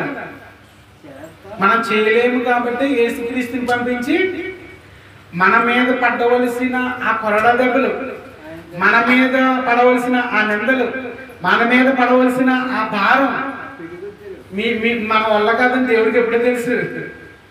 మన వల్ల కాదని దేవుడికి తెలిసే యేసుక్రీస్తుని మధ్యన పెట్టాడు అనమాట. మధ్యన పెట్టాడు, అందుకు ఆయన భరించాడు, మన నిమిత్తం భరించాడు, మన పాపాలను భరించాడు. అందుకే యోహాను గారు అంటున్నారు, మన పాపాలన్నీ మోసుకొని పో దేవుని గొర్రెపిల్ల అన్నాడు. మనల్ని మనల్ని అంటే మనం చేసే పాపాల నిమిత్తము, అపరాధాల నిమిత్తం ఎబిసి 2:1 చదవాలి. అది కూడా ఎబిసి 2:1 మనం చేసే అపవాదాల చదవ, మనము చేసే పాపాల అపరాధముల చేతను పాపముల చేతను ఏంటి మనం చచ్చిపోయిన వారు అసలు. అమ్మా మనం ఏమనుకుంటున్నామంటే మనం నేను బ్రతుకున్నాను అనుకుంటున్నాను. నేను కాదు. అంటే చావు ఎప్పుడు వస్తుంది అంటే, ఇదిగో నేను చనిపోయిన వెంటనే గోతిలో పెడతారు చావు, అది కాదు. ఇంకో చావు ఉంది, మళ్ళీ ఇంకొక చావు ఉంది. ఏంటో చావు? ఇదిగో మీ పనుల ద్వారా మీ మహిమను మీకు కాకుండా చేసింది అపవాది, ఆ చావు. మీ అపరాధముల ద్వారా మీలో ఉన్న మహిమ పోయింది చూడు, అప్పుడు మీరు చచ్చిపోయినట్టు. అంటే మనం పాపం చేస్తున్నామన్న సంగతి మనకు కూడా తెలియదు, మనం అపరాధులం అన్న సంగతి మనకు కూడా తెలియదు. కానీ మన కొరకు యేసుక్రీస్తు వచ్చాడు, మన పాపాల నిమిత్తం అపరాధాల నిమిత్తం ఆయన చనిపోయాడు. ఆయనకి శరీరానికి సాదృశ్యంగా రొట్టెను, ఆయన రక్తానికి సాదృశ్యంగా ద్రాక్ష రసాన్ని మనం పానీయం చేస్తున్నాం. సేమ్ ఆయనకున్న లక్షణాలు కూడా మనకు రావాలి, ఆయనకున్న మనస్సాక్షి మనం ధరించుకోవాలి, అలవర్చుకోవాలి. మీకు అంటే కన్ఫ్యూజ్గా ఉండొచ్చు, కొంచెం ఇబ్బందికరంగా, అంటే బాగా అర్థం అవడం కోసం నేను చెప్పింది 10 సార్లు చెప్తున్నాను అన్నమాట. బాగా అంటే మన మైండ్లో ఫిక్స్ అవడం కోసం, మన హృదయంలో అలా నాటుకుపోవడం కోసం చెప్పింది అన్నిసార్లు చెప్తున్నాను. ఎందుకంటే ఆయన పడ్డ శ్రమ మనకు మామూలుగా ఎవరిలో చూసినా కనపడుతుంది. అప్పుడున్న వాళ్ళు చూస్తేనే వారు మనసు మార్చుకోలేకపోయారండి.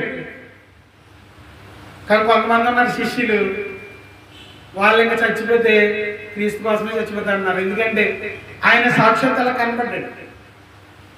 కానీ మనం నమ్మితేనంట వాళ్ళకంటే గొప్ప వాళ్ళమంట. అందుకే ఒక మాట అంటాడు, చూసి నమ్ముని వారి కంటే చూడక వాళ్ళ పేతురు, యోహాను గారు వీళ్ళందరూ చూసి నమ్మారు కదా యేసుక్రీస్తుని. తోమ అయితే అబ్బాయి నేను అలా కూడా కాదు, ఆయన చేతిలో బెజ్జిని ఎలాగా మేకొట్టారు కదా, అప్పుడు ఖాళీ వస్తుంది కదా, అప్పుడు ఆ ఖాళీలో నా చేతి వేలు పెట్టి చూస్తే నేను నమ్మనాడు తోమ. తోమ అంటే ఎవరో తెలుసా? మన భారతదేశానికి వచ్చాడు మనం అనుకున్నాం కదా, మన భారతదేశానికి వచ్చాడు తోమ, కేరళ వచ్చాడు అన్నమాట. ఆయన ఏమన్నాడు తెలుసా? యేసుక్రీస్తు గాయపడి నా చేతిలో నా చేతి పెడితేనే కానీ, అది కూడా బైబిల్లోనే కదా రాయబడింది, లోకంలో మాట కాదు, అది బైబిల్లో రాయబడిన మాట చెప్తున్నాను నేను. అంటే తోమ కంటే గొప్పవాడు అంటే నిజంగా ఇప్పుడు మనం గొప్పవాళ్ళుగా ఉండాలి అంటే ఆనాడు యేసుక్రీస్తు పట్ట బాధలన్నీ నిజమన్న మనం నమ్మాలి. నిజమే, ఆయన తలలో ఆ ముళ్ళ కిరీటం ద్వారా ఆయన తలలో నుండి రక్తం వచ్చేసింది.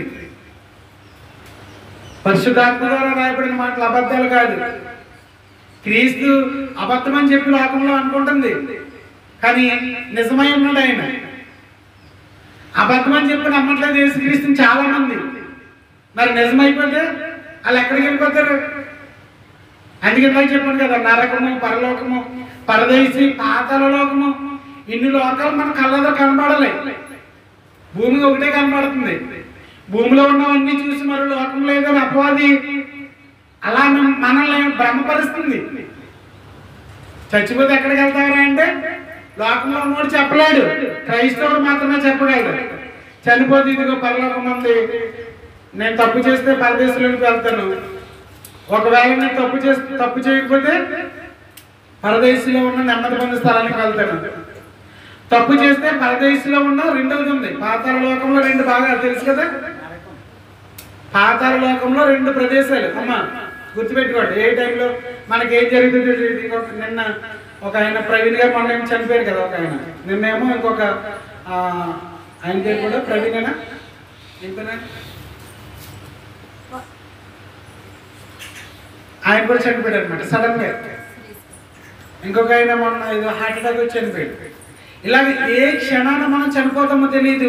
మనం వెళ్ళే లోకం గురించి మనకు తెలియాలి అంటే మనం చనిపోయిన మరుక్షణం పాతాళ లోకంలోకి వెళ్తాం.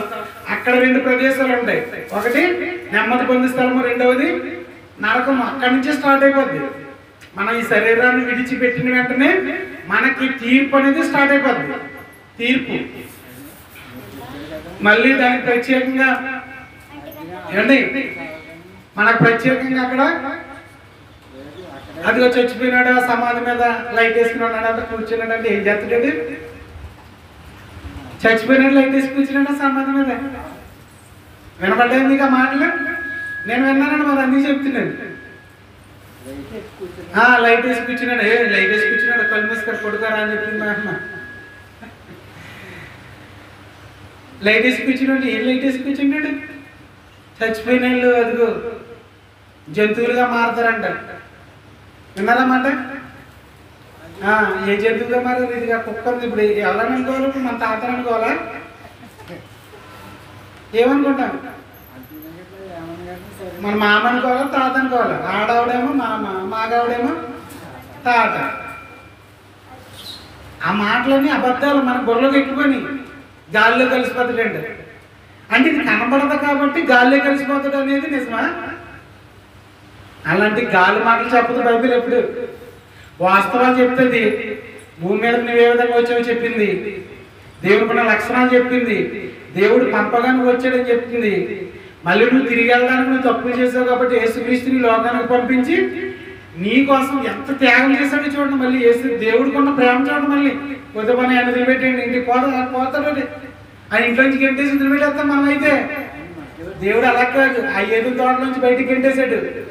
ఆడు బ్రతకాలా, బట్టలు కుట్టుకోవాలి కదండి, అదిగో ఆకులు ఉన్నాయి కదా కుట్టుకోమని ఏదో అని చెప్తున్నాడంటే దేవుడు ఎంత ప్రేమ మన మీద. అయినా కూడా బ్రతకలేకపోతున్నాడా? ఆడుకున్న నాలెడ్జ్ తోటి వ్యవసాయం చేయమని, ఆడుకున్న నాలెడ్జ్ తోటి చీరలు అల్లమని, ఆడుకున్న నాలెడ్జ్ తోటి అన్నం వండుకోమని. ఒకప్పుడు అన్నం వండుకోలేనట్టు విధంగా దేవుడు చేశాడు, ఆ ఫ్రూట్స్ తిని బ్రతికేయడమే. కానీ మనిషి ఆజ్ఞను అతిక్రమించడం వల్ల ఇవన్నీ నువ్వు చేసుకున్నావు కాబట్టి మరి నువ్వే చేసుకోవాలి. అవన్నీ చెప్పాడు దేవుడు. మళ్ళీ చనిపోయిన తర్వాత ఎక్కడికి వెళ్ళాలో కూడా చెప్తున్నాడు, ఎక్కడికి వెళ్తామో కూడా చెప్తున్నాడు. ఇవన్నీ అవాస్తవాలు అనుకుంటే ప్రకృతిలో కూడా ఎన్నో ఉంచాడు. నీకు బ్రతుకుందని చెప్పడానికి బొంగళ పురుగుని పెట్టాడు. అది సీతాకోక చిలుక మారుతుందని నువ్వే చెప్తున్నావు. లక్కీ అంతేనా? గొంగళ పురుగు ఏమవుతుంది? సీతాకోక చిలుక మారుతుందా? నిజమా? మరి నువ్వెందుకు మనిషిని దేవుడిగా మారుతావు అంటే నువ్వెందుకు నమ్మలేకపోతున్నావు? గొంగళ పురుగులో ఉన్న జీవము ఒకటే, సీతాకోక చిలుకలో ఉన్న జీవం అంటే ప్రాణము ఒకటే కదా. అలాగే నీ శరీరంలో ఉన్న ప్రాణం అంటే ఆత్మ ఒకటే, నరకములో ఉండి బాధపడే ఆ యొక్క ప్రాణము ఒక్కటే. ఇంకా పులస తినేస్తారండి అంతమందిని. పులసని తెలుసు, పులస ముందు ఏంటో తెలుసా? విలస అంట, విలస. పులస రేట్ ఏమో 30,000 పలికింది నిన్న. పులస రేట్ ఎందుకు? గోదావరిలో నుండి వచ్చే ఆ యొక్క మట్టి వాసనకి సముద్రంలో ఉన్న విలసలు, అవి కూడా చేపలే, విలసలు గోదావరికి ఆ వాసనకి ఆ మట్టికి ఆ యొక్క నీరు తాగుతూ తాగుతూ ఈత కొట్టుకుంటూ వెళ్ళిపోతూ రూపాంతరం చెందుతూ ఆ విలస పులసగా మారుతుంది అన్నమాట. విలసగా ఉన్నప్పుడు ఎవరు తింటారంటే దాన్ని పడేస్తారు, ఒకవేళ తినేవాళ్ళు తింటారు. కానీ పులసగా ఉన్నప్పుడు అసలు ఒక్క మొక్క కూడా పడేయడానికి ఇష్టపడరు. ఎందుకంటే 30,000 పలికిందండి. 6 మొక్కలు తెలుసా? 6 మొక్కలు 30,000. మొక్క వచ్చి ఎంత అయింది ఇప్పుడు? 5,000 అయింది. పడేస్తారా? దాని ముళ్ళు కూడా, ముళ్ళులో ఏముందో అని చెప్పి మూలికి లాగినట్టు లాగేస్తారు. అంటే పులస యొక్క జీవితం ఎంత ఖరీదో, నువ్వు చనిపోయిన తర్వాత నీ జీవితం కూడా మహిమ గల జీవితం. అది ఏ మహిమ అయితే ఆదాము అవ్వ ఆనాడు పండు తిని దూరం చేశారో అదే మహిమని మళ్ళీ నీకు ఇస్తానంటున్నాడు దేవుడు. దేని ద్వారా? యేసు క్రీస్తులో బాప్తిసం పొందితే సరిపోద్ది, నీకు ఆ మహిమ ఇచ్చేస్తానంటున్నాడు. ఎంత గొప్ప కృప అండి మనకి. ఇలా చెప్తారా ఎవరైనా? ఏ పాఠశాలలో అయినా, ఏ స్కూల్లో అయినా, ఏ మందిరాల్లో అయినా, అమ్మా దశభాగం తెచ్చారా కుమారి గారు? ఏమైంది ఈ నెల దశభాగం? సరస్వతి గారు ఏం చేయాలి? దశభాగం మీద తెచ్చారా? ప్రియాంకకి ఏది ఈ సంవత్సరం దశభాగం వస్తుంది నాకు? ఇలా అడిగే పాస్టర్లు ఉన్నారు తప్ప వాక్యాన్ని వాక్య రూపేణా చెప్పే దైవజనులు కొనుమరుగు అయిపోయారు. వాళ్ళు బ్రతకడం కోసం చూసుకుంటున్నారు, నేను అలా చూసుకోవట్లేదు. బ్రతకడం కోసం నేను పని చేసుకుంటూ దేవుని వాక్యం ప్రకటించాలి. నశించిపోతున్న మనుషుల్ని ఒక్కళ్ళైనా పరలోకం పంపించాలి అని ఆ ప్రయత్నంలోనే నేను ముందుకు వెళ్ళిపోతున్నాను. వెళ్ళిపోయే దారిలో ఎన్నో ముళ్ళు, ఆటుపోట్లు, అప్పులు, ఇవి అయ్యి ఎన్ని ఆటంకాలు, కష్టాలు, నష్టాలు ఎన్ని వచ్చినా యేసుక్రీస్తులో మనం ఓర్చుకునే విధంగా ఆయనదే భారం. ఆయన భారం మనం మోయాలంటే మన వల్ల కాదు. ఆయన దేవుడు అని అనకండి, మళ్ళీ ఆయన దేవుడు అని అనకండి. దేవుడికి సెకండ్ కేటగిరీ అది. ఈ లోకంలో వచ్చిన తర్వాత ఆయనకున్న చేశాడు అంటే ఆయన కోసం చేసుకోలేదు. ఆయన ఏమంటారంటే సూచక్రియలు చేశాడు, అద్భుతాలు చేశాడు. ఎవరి కోసం చేశాడు అంటే మనం నమ్మటం కోసం చేశాడు.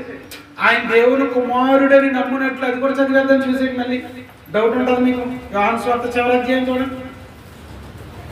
యోహాను సువార్త చివరి అధ్యాయం. సూచక్రియలు ఎందుకు చేశారయ్యా? చాలా మంది అంటున్నారు యేసుక్రీస్తు దగ్గరికి వెళ్తే అది జరుగుతుంది, ఇది జరుగుతుంది. నేను చెప్పిన అలాగా, ఎందుకంటే జరిగింది ఎలాగే జరుగుతుంది.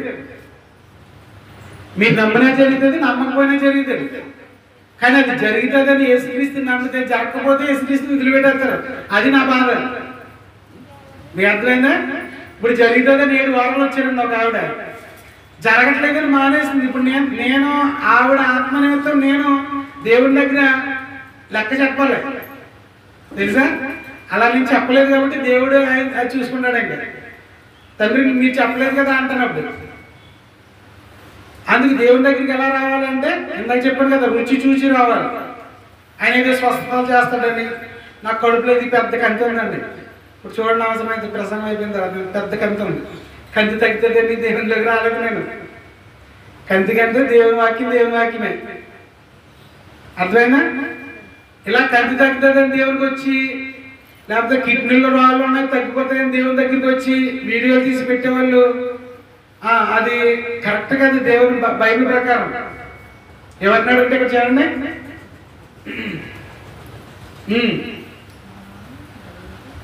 21-25. యేసు చేసిన కార్యములు ఇంకను అనేకములు ఉన్నాయంటండి. అమ్మ మనం కొన్ని ఇందాక చూసాం కదా, ఆవిడెవరు? ఒక స్త్రీకి రక్తస్రావం గల స్త్రీ యేసుక్రీస్తు యొక్క బట్టలు ముట్టుకుంటే తగ్గుతుందని చెప్పాను కదా. అది ఒకటి చెప్పాను మీకు, అంతే. అలాంటివి బోల్డ్ ఉన్నాయంట. వాటన్నిటి గురించి రాస్తేనంట బుక్స్ ఉంటాయి కదా, బైబిల్. ఆ భూలోకం ఇలా పెట్టడానికి భూలోకం సరిపోదంట, భూమి సరిపోదంట. మీకు అర్థమవుతుంది బాగా. ఆయన చేసిన సూచక్రియలు కానీ ఆశ్చర్యకార్యాలు కానీ ఆయన చేసినవన్నీ బైబిల్లో కానీ బుక్లో కానీ రాస్తే భూగోళమే సరిపోదని బైబిల్లో రాయబడింది చూడండి. వాటిలో ప్రతి దానిని వివరించి రాసిన ఎడల అట్లు రాయబడిన గ్రంథములకు భూలోకమైనను చాలదు. కాబట్టి ఆయన స్వస్థతలు చేయడానికి వచ్చాడు అని మనం చెప్పడానికి లేదు. ఎందుకంటే ఒక ఉదాహరణ చెప్పి నేను ముగిస్తాను. మనం మార్కెట్కి వెళ్తామండి, మీకు అర్థం అవడానికి చెప్తున్నాను. మనం మార్కెట్కి వెళ్తాం, సంత చేస్తాం కదా. సంత చేసేటప్పుడు వంకాయలు కొనేటప్పుడు పుచ్చులు ఉంటాయి, మంచి వంకాయలు ఉంటాయి. మంచి వంకాయలన్నీ వేసుకుంటాం. అమ్మ ముగించేస్తాం. మంచి వంకాయలన్నీ వేసుకుంటాం. ఆ తర్వాత మంచి వంకాయలన్నీ వేసుకున్న తర్వాత ఏం చేస్తాం చెప్పండి? వంకాయలు వేసుకుంటామండి, బెండకాయలు వేసుకుంటాం. మన నేనైతే నా అలవాటు చెప్తున్నాను. ఆడు తూకంతో వస్తాడు కదా, 1/4 కేజీ తోస్తాడు, 250 గ్రాములు. అన్న ఇంకో 2 వంకాయలు ఏనా అని చెప్పి 2 వంకాయలు. ఓరి బాబు నీకు సరిపోదు, ఏంటి రేటు ఎలా కనుక్కున్నావు అని చెప్పి తీసేస్తాడు మళ్ళీ. అంటే ఏంటి, కొసర వేసుకుంటాక చూస్తాం మనం. కొనడానికేమో వంకాయలు ఒరిజినల్ కొనడానికి వెళ్ళాం, కొసర వేసుకోవడానికి చూస్తాం. కొసర వేసుకుంటేనే కానీ మనకి తృప్తి ఉండదు. పప్పల కొట్టు దగ్గరికి ఇది బాగా అర్థమవుతుంది మీకు. పప్పల కొనుక్కోటానికి వెళ్ళినప్పుడు చూడండి ఏం చేస్తాం, ప్లేట్లో ఉన్నాయనుకోండి, ఆడి తూకం చూసి పప్పలు కట్టి ఆడు ఇచ్చేస్తాడు. మళ్ళీ మనం వత్తం జంతికి తీసుకుని చెగొడి తీసుకుని, నాకు బాగా అలవాటు అండి, ఓపెన్ చెప్తున్నాను, బాగా వెళ్తాను. ఎలాగైతే తీసుకుని వస్తామో యేసుక్రీస్తు ప్రభువు వారు కూడా ఈ లోకానికి దేవుని గురించి చెప్పడానికి వచ్చాడు. ఆయన పన్నెండింటికి స్వస్థత చేయడానికి రాలేదు. ఈ లోకానికి దేవుని గురించి యేసుక్రీస్తు గురించి తెలియపరచడానికి వచ్చాడు. అలా చెప్పటంలో ఎవరికైనా బాగుపోతే స్వస్థతలు చేశాడు తప్ప పనిగట్టిన యేసుక్రీస్తు పరలోక రాజ్యం నుండి స్వస్థతలు చేయడానికి రాలేదు. ఇది మీకు బాగా అర్థం అవ్వాలి. మార్కు సువార్త 1:19 ఉంటుంది, ఆ మాట చదువుకోండి. మార్కు సువార్త 1:19 ఉంటుంది. ఏంటంటే సువార్త ప్రకటించడానికే కదా నేను వచ్చాను, నడండి వెళ్ళి సువార్త ప్రకటిద్దామని ఉంటుంది అన్నమాట. కాబట్టి స్వస్థతల గురించి అంటే అది మన నమ్మకాన్ని బట్టి, మన విశ్వాసాన్ని బట్టి, దేవుని యొక్క కృపను బట్టి, దేవుని యొక్క దయని బట్టి ఉంటుంది. హిజ్కియా తెలుసు కదండి, హిజ్కియా 15 సంవత్సరాలు ఆయుష్ ఇచ్చాడండి దేవుడు. తర్వాత చచ్చిపోతాడు ఏదో విధంగా. కరోనా వచ్చింది మనం బతికిపోయి నేను గొప్ప అనుకోవడం లేదు. కరోనా దాడితే ఇంకోటి దాడితే ఇంకోటి. నేను 2003లో చచ్చిపోవాలి, కర్ర వచ్చేసింది. మా అక్కలకి తెలిసి గుర్తుందో లేదు, మా అమ్మమ్మ సేవ చేసింది, 62 శిలంకలు ఎక్కించేది. మా అమ్మమ్మ లేకపోతే మా అమ్మ చేయదు, మా అమ్మకి బాగుండేది కదా. మా అమ్మ లేకపోతే ముందే చచ్చిపోయింది. ఎందుకంటే పెద్దలు ఎవరు రావద్దని డాక్టర్ గారు, ఎందుకంటే ఊరికి మీకు వచ్చేది ప్రియాంక వెళ్ళిపోయి దూరంగానే వాడు. చూడటానికి వచ్చిన వాళ్ళు కూడా వెళ్ళకండి ఆయన దగ్గరికి అనేవారు. ఎందుకు? కలర్ వచ్చేసింది అనమాట 2003లో. ఆ ప్రభావం దాన్ని దాటికి భయంకరమైన ప్రభావం అంటారు. అప్పుడు దేవుడి దయ వల్ల బ్రతికారు. ఆయన మాటలు చెప్పడానికి ఇక్కడ నిలబడ్డాను అంతే. ఏమో మొన్న కరోనా అలాంటివి ఎన్నో. బయటికి వెళ్తామండి, డ్యూటీ అదేంటి డ్రైవింగ్, ఆయన గొప్పలే.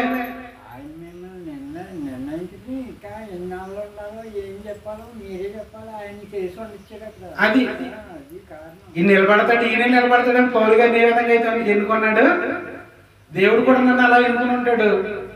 నా సజంలో అంటే నా బంధువుల్లో కానీ లేకపోతే నా గ్రామంలో కానీ వాక్యం చెప్పడానికి అంటే ఎంత ఖండితంగా లేకపోతే ఎంత ఉన్నది ఉన్నట్టు నిక్కరిసిగా ఏసుక్రీస్తుని అంటారంటే నువ్వు ఎంత నిక్కరిసి వాడు అని అడుగుతుంటాడు.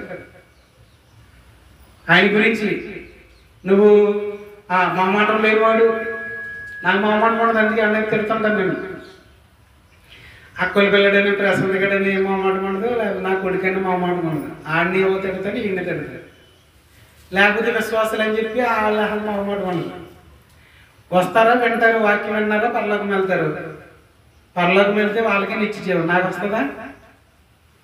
నాకు వాళ్ళని బట్టి మళ్ళీ నాకు ఎక్కువ తీర్పు లేకుండా ఉంటే సరిపోద్ది. కాబట్టి అటువంటి కృప అంటే యేసుక్రీస్తుకి కలిగిన యొక్క మనస్సు మనము కూడా కలిగి ఉంటే అంత గొప్ప మనసు వేరొకరికి లేదంట. ఆ మనసు మనం కూడా కలిగి ఉంటే పరలోకం వెళ్తాం. లేకపోతే ఏమైపోతాం? నరకానికి వెళ్ళిపోతాం. మరి నరకానికి వెళ్ళకుండా దేవుని కృప కలిగి, దేవుని యొక్క మనస్సు కలిగి, దేవుని యొక్క దయ కలిగి మనం బ్రతకాలని మిమ్మల్ని హెచ్చరిస్తున్నానని నేను హెచ్చరించుకుంటూ ఈ మాటలు ముగిస్తున్నాను. దేవుడి మాటలు దీవించి ఆశీర్వదించి కాపాడిన యొక్క వారం చాలా మంది రాలేదు, వారి గురించి కూడా ప్రత్యేకంగా ప్రార్థన చేయండి. ప్రార్థన చేద్దాం. రొట్టె కొరకు అలాగే ద్రాక్షారసం కొరకు ప్రార్థన చేద్దాం. రొట్టె ద్రాక్షారసం ప్రతి ఒక్కరు బాప్తిసం పొందిన ప్రతి ఒక్కరు తీసుకోవాలి. ఎందువల్ల